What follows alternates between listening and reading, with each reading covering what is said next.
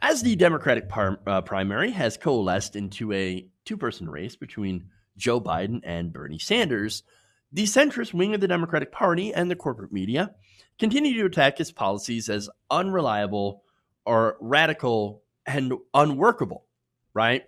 And so Bernie Sanders had a chance at a town hall last night in Dearborn, Michigan, to take that question, the whole idea of is his agenda radical, to the people, and this was the response. I hear it every day. I hear it on the media. I hear it from my opponents. Bernie is an extremist. Bernie is too radical. Okay, let's deal with it. Is raising a starvation minimum wage of $7.25 an hour, which has not been raised in 10 years, to $15 an hour, a living wage, a radical idea? No. Is making public colleges and universities tuition free so that all of our people have the opportunity to get a higher education in a competitive global economy, is that a radical idea? No. Is doing what every other major country on earth does, guaranteeing health care to all as a right. I live 50 miles away from the Canadian border. This is not a communist society up there in Montreal.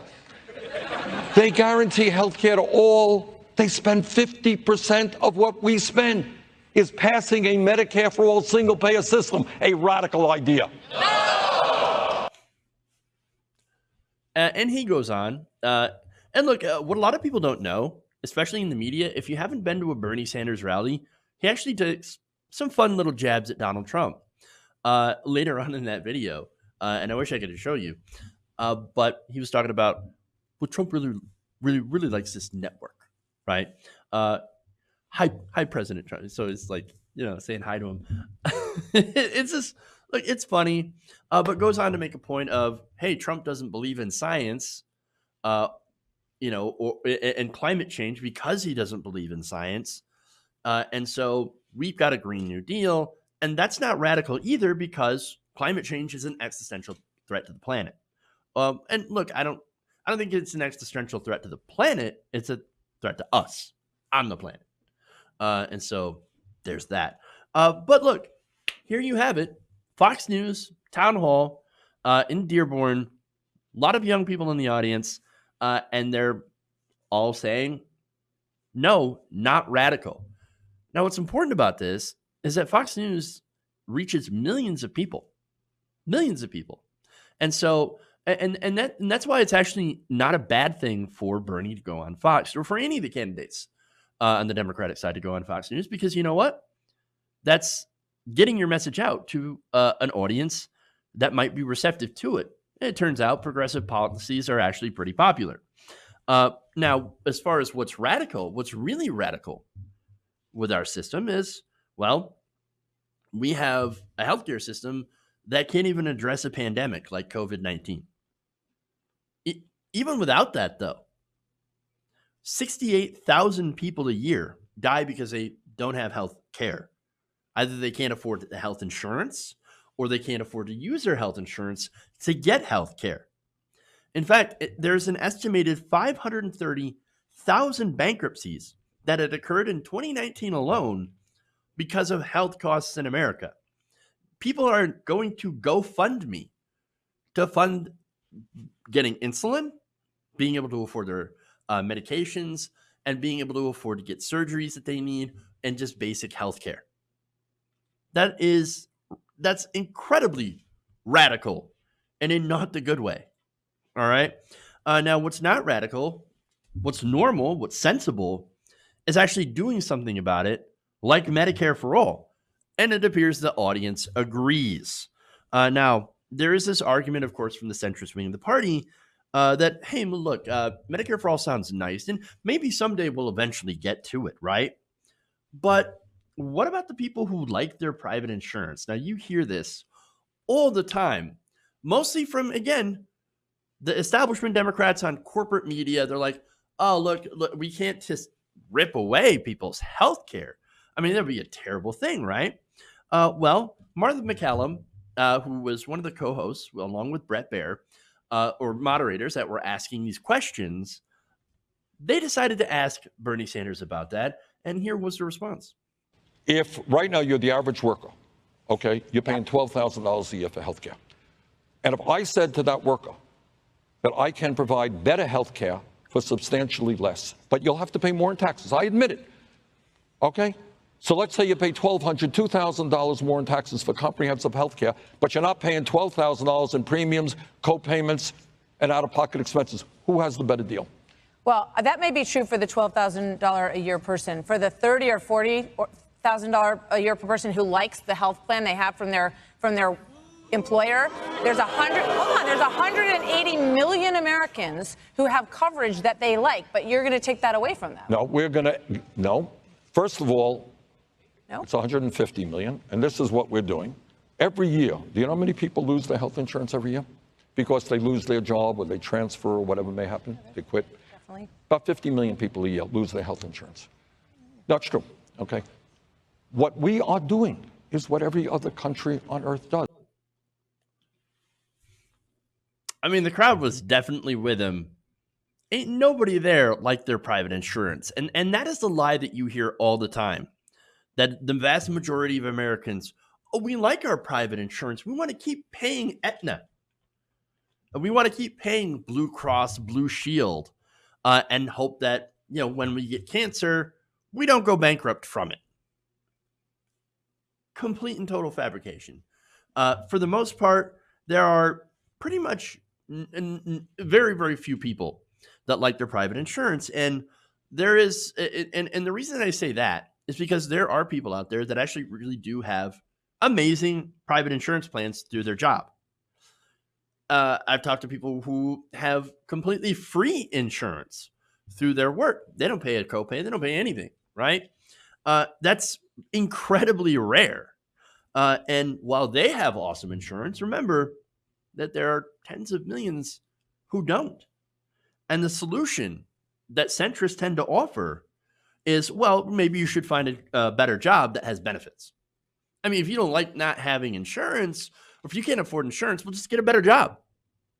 Okay, well, the problem there is job scarcity, right? Not necessarily in jobs themselves, right? Sure, you can find a job, but odds are you're going to find a job that has minimum wage and doesn't offer health insurance benefits. There are simply never going to be enough jobs that offer their employers that kind of amazing insurance. And it's amazing that I don't really see a lot of people making that argument and bringing that up and saying, well, wait a minute.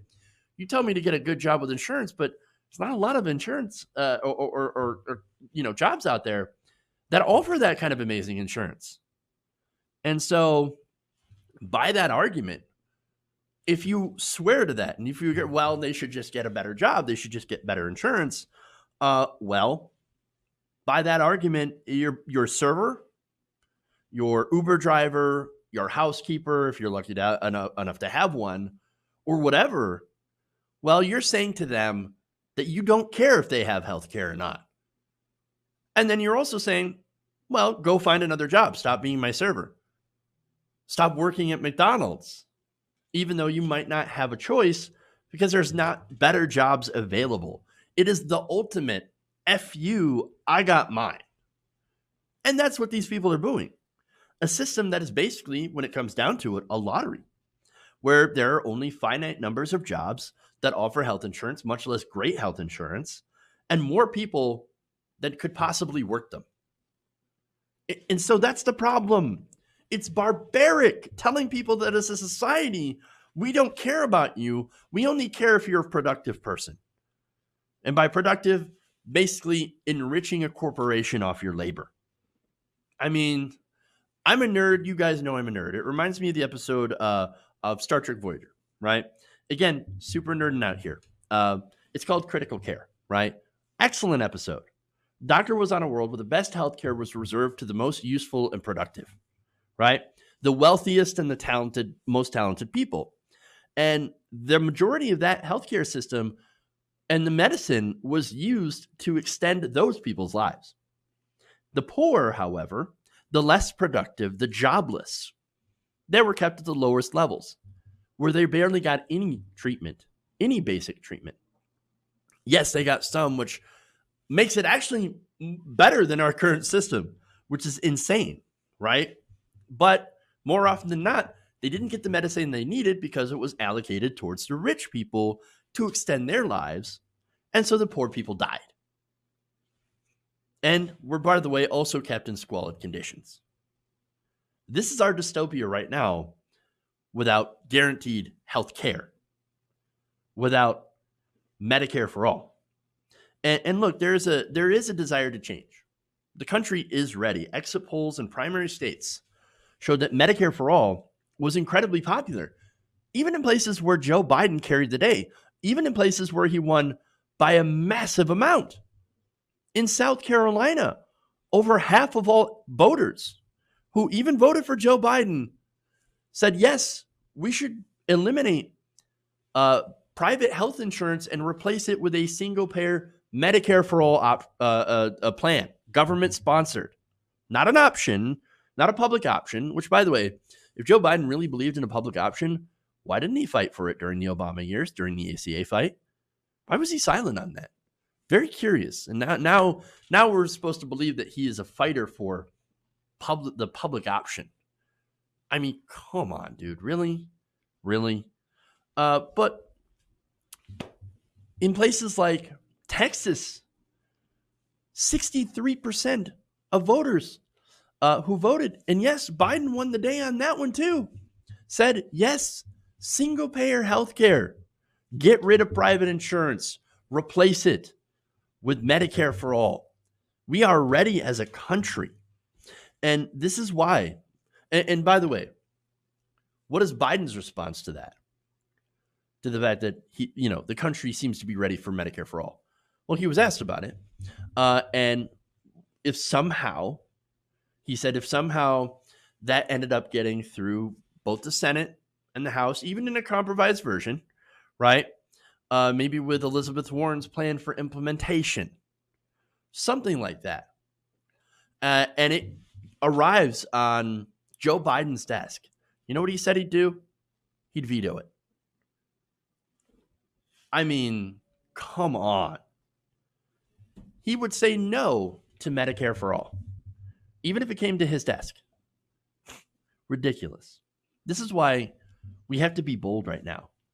We have to be bold enough. And I know for some voters, Biden is like an old sweater, right? Comfortable. But that sweater also happens to be on fire. So maybe not put the sweater on and go for something that doesn't feel safe, but is bold and yes, does provide change. And by the way, not radical change. It may seem radical to you, but it's actually literally just common sense change. All we're doing, as Bernie said, is just trying to catch up to the rest of the developed world. Don't put on the fire sweater. Hey guys, hopefully you enjoyed that free video. Now I'm going to have to ask you a favor. Between the demonetization and the YouTube algorithm messing around with view counts, etc., we're having a hard time adjusting to the new YouTube reality, which is where you guys come in. See, we have a Patreon, patreon.com/TYTNation, set up to help us rely on you guys, the viewers, instead of big corporate ads. Look, you know the show. You know I'm not in favor of big corporations anyway. So help us transition away from relying on the ad model to pay the bills and sign up to be a patron, patreon.com/TYTNation. That goes a long way to help us keep the lights on. And you guys will know that you're supporting independent progressive media.